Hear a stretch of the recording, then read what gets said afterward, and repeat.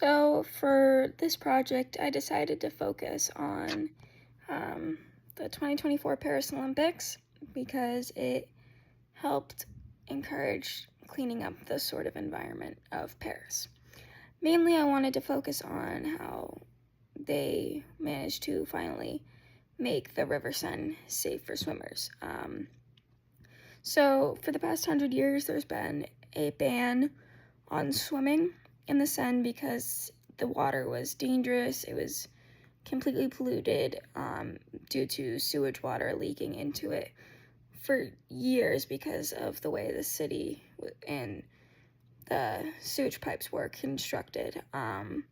So there have been many attempts over the years to correct and clean up the river, but all of the attempts had failed, whether that be to not enough funding or not enough resources.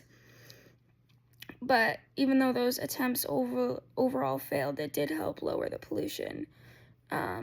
So when Paris was announced to be the city to hold the Olympics, the president finally saw there was a deadline for them to have the river cleaned up by, and so that really pushed the government to put more resources into it and to put more funding into cleaning it up. And eventually, they made it safe enough for people to swim in it in wetsuits for the Olympics. So like people who did triathlons or did the open swimming events.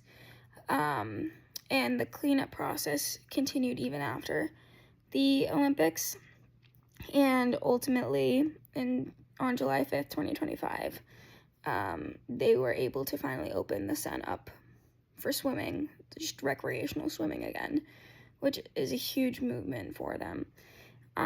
This particular event shaped the city today because it opened up another area for people to associate, or also a place for people who don't necessarily have a safe place to go on like hot days, like provided them a place where they could cool off without getting sick.